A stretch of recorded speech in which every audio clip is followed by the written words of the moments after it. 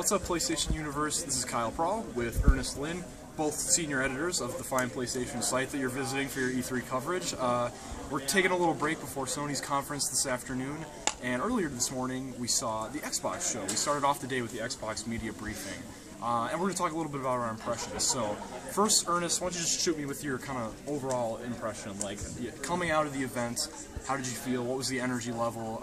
Did they impress you or let you down? It was somewhere in between. We had a lot of games, which was a nice refresh after, some of their past conferences where they had just a lot of television entertainment trying to appeal to this mass crowd. Lack of Connect, which was an interesting choice. Good amount of Halo. No Gears of War, which is a little surprising. I was kind of expecting at least a teaser. Yeah. But overall, it's all right. Sure. Yeah, I think my thing is that a lot of the exclusive franchises that we know to be Xbox centric, like your Halos and your Killer Instinct, your Phantom Dust and your Fable and everything, they've never resonated with me in my gaming history. So in a case like that, I really like to see those game companies come out with gameplay, like hit us hard with that. And for a lot of these titles, we didn't really get that.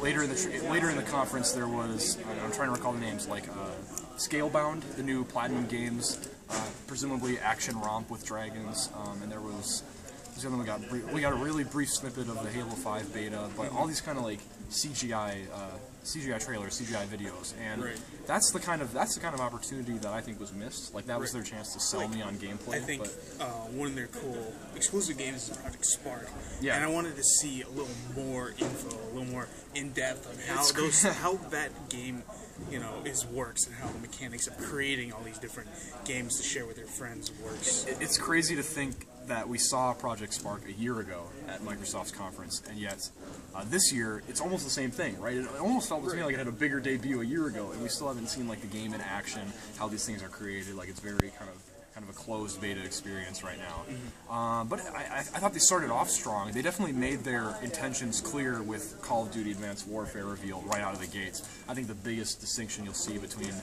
Microsoft this morning and Sony this afternoon is that Sony's going to hit you with the things that are innately Sony, when Microsoft really relishes in bringing you that extra content first. Like how many times do we hear the line "content coming first to Xbox One"? Right. Yeah. So. Any other thoughts on what we got there? It was a fine show, but I think Microsoft successfully set a stage for Sony to come back. We have the landscape now. It was cool last year because you had the big price drop, and that's how Sony can respond. Here, I think it's going to be how does Sony's indie push match up to the new Xbox push for indie devs and ID at Xbox? How do those compare? And what franchises Sony debuts, or rather, shows the continuation of, and when those things are coming out. I think the release window is hugely important because Xbox showed a fairly strong holiday lineup with Master Chief Collection and Sunset Overdrive, Dragon Age Inquisition, even though it's multi-platform. But where does the next Uncharted?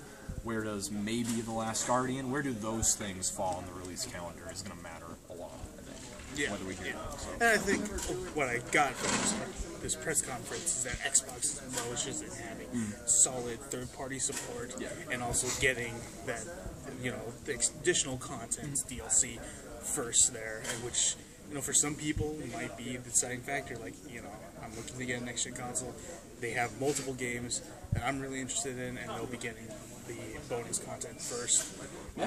I thought another thing I thought was very interesting and left out was the price drop, which I think they need to push more and highlight, because there's a lot of people who don't know about that, along with